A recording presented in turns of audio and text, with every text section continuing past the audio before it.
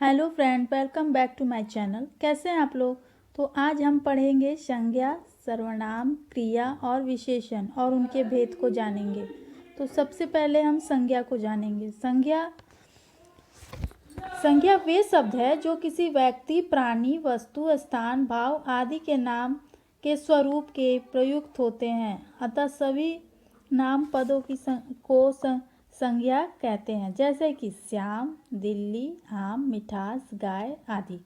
संज्ञा के 3 भेद होते हैं, व्यक्तिवाचक, जातिवाचक और भाववाचक संज्ञा। परंतु प्रयोग के आधार पर संज्ञा के 5 भेद होते हैं, क्योंकि जातिवाचक संज्ञा को 2 भागों में बांटा जाता है, व्यक्तिवाचक संज्ञा, जातिवाचक संज्ञा, भाववाचक संज्ञा, द्रव्यवाचक संज्ञा और समूहवाचक संज्ञा। तो अब हम संज्ञा को समझ चुके हैं। तो अब नेक्स्ट आएगा सर्वनाम।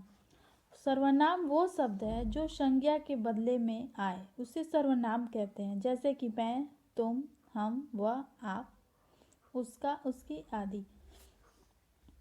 हिंदी के मूल सर्वनाम हैं मैं, तू, आप, यह, वह, जो, सो, कौन, क्या, कोई, कुछ।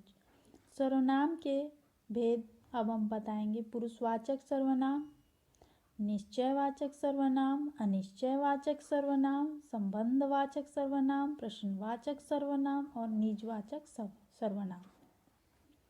तो सर्वनाम के बारे में भी अब हम जान गए हैं। अब हम लोग पढ़ेंगे क्रिया के बारे में। क्रिया की परिभाषा: जिस पद के द्वारा वाक्य में किसी काम का होना या करना पाया जाता है उसे क्रिया कहते हैं। क्रिया के प्रकार: कर्म के आधार पर क्रिया 2 प्रकार के होते हैं, अकर्मक क्रिया और सकर्मक क्रिया। क्रिया के बारे में अब हम लोग जान गए हैं। तो अब हम पढ़ेंगे विशेषण की परिभाषा।